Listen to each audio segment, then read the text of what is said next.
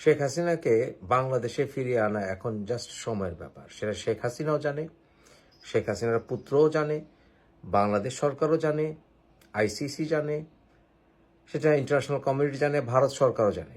এখন ভারত সরকার শেখ হাসিনাকে নিয়ে মাইন্ডকে চিপায় পড়েছে। শেখ হাসিনাকে নিজের থেকে চলে যাক, এটা ভারত সরকার চায়।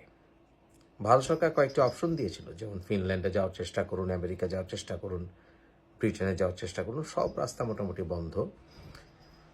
এখন শেখ হাসিনা মুখ বাঁচানোর জন্য, এবং ইন্ডিয়াও দেখাতে যায় সে তার বন্ধুকে বিট্রে করেনি, তার জন্য শেখ হাসিনা দেখা পেয়েছে সে বীরের মতো দেশে ফিরে এসছে। তাকে জোর করে দেশ থেকে বের করে দেওয়া হয়েছিল, সে আসলে দেশ ছেড়ে যেতে চায়নি, এরকম একটা ভাব নিয়ে সে ফিরে আসার বোধহয় প্রস্তাবটা মেনে নিবে।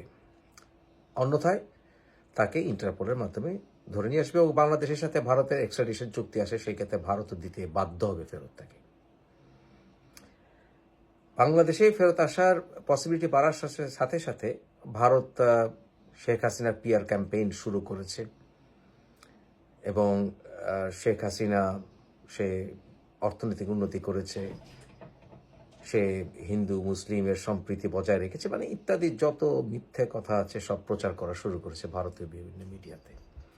এবং জয় যাতে করে তার বন্দিনী মাকে মুক্ত করার জন্য ক্যাম্পেইন করতে পারে, তার জন্য সে এখন একটা তারেক রহমানের ভূমিকা অবতীর্ণ হবে। সে আয়াত নাজিল করবে বিদেশ থেকে, সে ক্যাম্পেইন করার চেষ্টা করবে ইত্যাদি। এবং শেখ হাসিনা শেষ পর্যন্ত বাংলাদেশে এসে বন্দিত্ব বরণ করাটাই স্বাভাবিক এবং তার বিরুদ্ধে ট্রায়াল শুরু হবে। এবং প্রকৃত ট্রায়াল হলে, সুষ্ঠু ট্রায়াল হলে, এবং শেখ হাসিনার কথা মতো যদি সে অনেকবার বলতো না যে বিচার কার্য চলবে, বিচার কার্যের নিজস্ব প্রক্রিয়ায়, ঠিক একইভাবে বর্তমান সরকারও আশা করি সেই বিচার কার্য নিজস্ব গতিতে চলতে দেবে এবং আমরা শেখ হাসিনার মৃত্যুদণ্ডর আদেশ দেখতে পাব।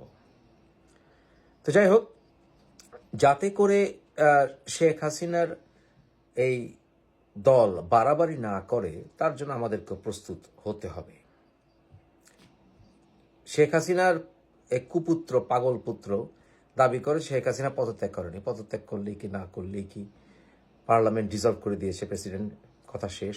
আর তাছাড়া যে সরকারের মন্ত্রী সব ভেঙে গেছে, যে সরকার কলাপস করে গেছে, সেই সরকার আবার ক্ষমতার রিজাইন করলেই কি না করলেই কি, বরঞ্চ তার সেনাবাহিনী, তার নিযুক্ত সেনাবাহিনীর প্রধান তাকে রিজাইন করতে সহায়তা করেছে, তাকে প্রাণে বাঁচিয়ে দিয়েছে, না জনরোষে সে মরেই যেত। এটা শেখ হাসিনা নিজেও জানে। জাস্ট সিম্পলি শেখ হাসিনাকে জনগণের কাছে ছেড়ে দিলে জনসংখ্যা শেখ হাসিনাকে টুকরো টুকরো করে ফেলবে। জাস্ট প্রুভস এনাফ যে সরকার নিজেরই প্রোটেকশনের গ্যারান্টি নেই, সে সরকার আবার মানুষকে প্রোটেকশন দিবে, সেই সরকার এমনি নাই। এসব পাগলামি কথাবার্তা জয় তো বলবেই। অতএব আমরা চলুন রেডি হই শেখ হাসিনাকে বাংলাদেশে ওয়েলকাম জানিয়ে বিচার কার্য শুরু করার জন্য।